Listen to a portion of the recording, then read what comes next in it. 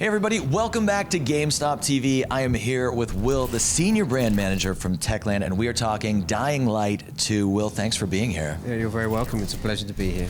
So Dying Light 2, obviously, the sequel to Dying Light, which was a massive global success, a very popular game, one that kind of surprised a lot of people, I think, when you combine the sort of traversal gameplay elements with that post-apocalyptic zombie feel. How are you going to top that game? So it's really important for us to go back to what was the core things that the fans of Dying Light really liked: the parkour, the post-apocalyptic world, the infection, and the day-night cycle, and then take those and evolve them, take them really to the next level. On top of that, we're introducing a brand new feature of the choices and consequences system, where your choices and the consequences of those choices not only have a material impact on the narrative and the people that you meet and the quests that you go on, but also can have a physical impact on the world around you. I was very lucky at E3. I got a chance to check out the live gameplay demo, which now you can actually go check out video of that if you want to see what happened behind those closed doors at E3. But the world of Dying Light 2, very different from Dying Light 1. We're in a new location. We're seeing almost a sort of society rebuilding into a medieval almost sense. You know, you've got sort of castles, city, things like that, and some dramatic changes to that environment based on player choices. Tell me about the world of Dying Light 2, and without any spoilers, maybe some of the things that you see in that demo. So you touched upon a really interesting thing that we're doing in Dying Light 2. We call it the modern Dark Age. This is really Techland's exploration of what a modern world would look like if it was in a post-apocalyptic setting. So there's no power, society structure is gone, the rules are brutal, people are brutal, but society still has to go on. People still have to live, and they need to make the best of it. So there's a theme throughout the entire game that we explore around what it would be like as a human to live in a world that's reduced back down to something like a medieval time. Actually, what their existence is like.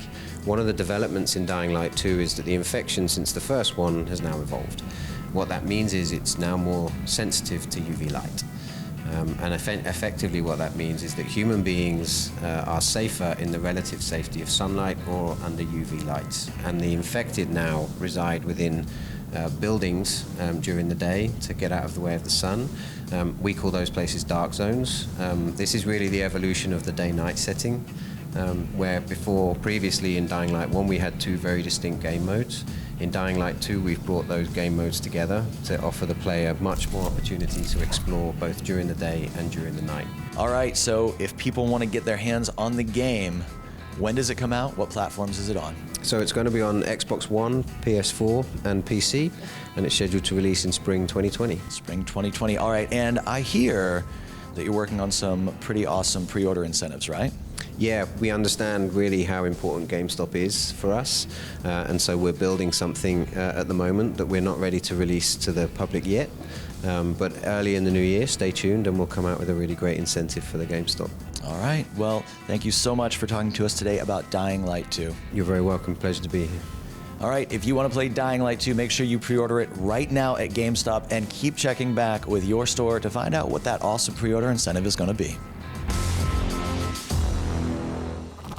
What's up, guys? I'm Pamela Horton here at the Square Enix booth with Neal, and we're going to be talking about a crowd favorite, I think a world favorite, honestly. Final Fantasy VII, the remake, the reimagining. Obviously, everybody's super hyped up about the game, and this game has been like a legend for like 22 years. What do you think has been the leading cause? Why is it so memorable? So when the game first came out, it was just like this cinematic masterpiece that people couldn't stop talking about. It's like, oh my gosh, did you see those cutscenes? The graphics were insane. But you look at it 22 years later, and it's like, oh, cloud's all blocky, it's all polygonal. So it's, and it's not necessarily the graphics that made it lasting, but what it was is the cinematic experience got people into it. Yeah. And then people fell in love with the story and the characters. And that's what has given it has turned it into this massive, iconic, lasting, legendary game. Because it is one of the greatest stories in all of gaming. Like, this is a fully standalone title. It is comparable in length to other mainline Final Fantasy games, but it's in Midgard. Midgard's this massive city. This allows us to go like super deep, get into just like the nitty gritty. There are things that even our most hardcore fans have never seen before. Final Fantasy VII has been such a huge game, and it has to have been a daunting task to reimagine this game in a way that attracts new fans and also pleases old fans.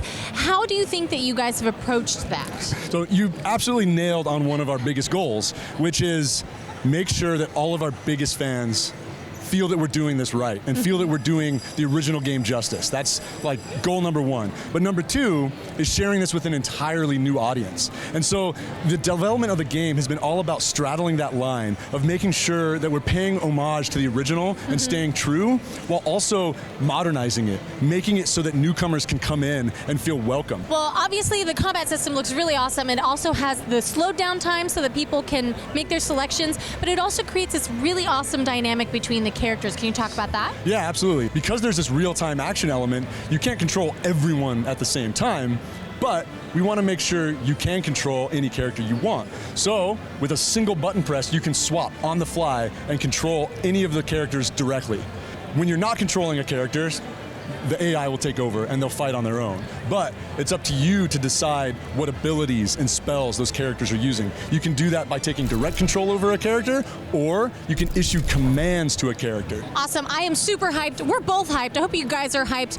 When can we expect the game and on what platforms? Final Fantasy VII Remake is coming to the PlayStation 4 on March 3rd, 2020, and we've got two versions of the game. We've got our standard edition that comes with the base game, but we've also got our deluxe edition. That's got the game, it's got the steel book, it's got the art book, it's got the soundtrack, and it's got an additional piece of DLC, the Cactuar summon materia. Yay! Well, that's totally cool and awesome, but are there any incentives for pre-ordering? Of course.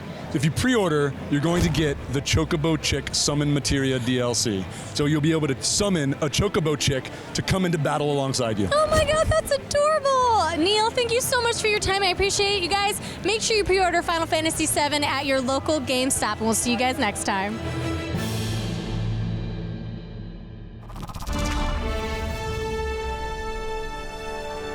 It is time to talk Marvel's Avengers, and I am very honored to be joined by Nolan and Erik. For anybody that's watching that may not recognize you, please introduce yourselves. Nolan North, and I am now Iron Man, Tony Stark. Yeah. Thanks to you guys. Yeah. Thank you. Yeah. You did a great job. I am Erik Monacelli, Director of Production at Marvel Games.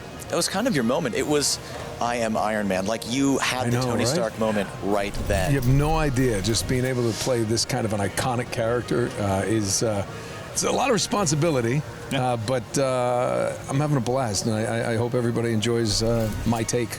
We saw the reveal of the gameplay at E3, and it was characters we recognized, but kind of we don't recognize. This is not necessarily tied directly into the MCU or directly to the comics, but it's kind of a new story arc and a whole new world being built, right?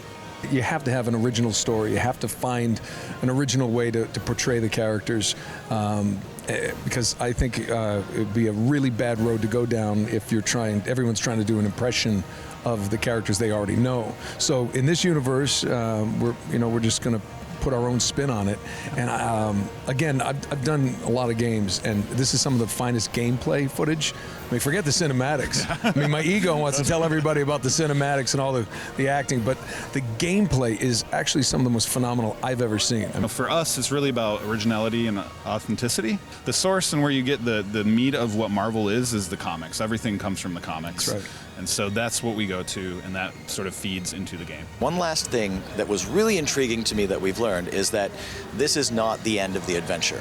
That this is going to continue. We're going to meet new Avengers along the way. Explain to me how post-launch is going to look for Avengers. Yeah, there's going to be years and years of content to come, and the game sort of opens up after you get through the campaign. So we have a core campaign narrative that you shot, and we're pretty much wrapped at that at this point. Beyond that, we can't talk about too much, but there's going to be new narratives, new heroes, new outfits for the heroes, and new characters. So we'll have all this sort of thing that players, we want them to really sink their teeth into it and, live in this world and be a part of this sort of original Avengers universe we created. So it's going to be pretty great. All right, guys, here's the most important part of the interview. When does the game release? When can we finally play it? And what platforms will it be on? The game releases May 15th of 2020 on PlayStation and Xbox. All right. Seems like a long wait, but it's going to be here before we know it. I cannot wait to play the game. Guys, thank you so much. Thank you. Thank you. Appreciate it. All right, we need to take a quick break, but GameStop TV will be right back.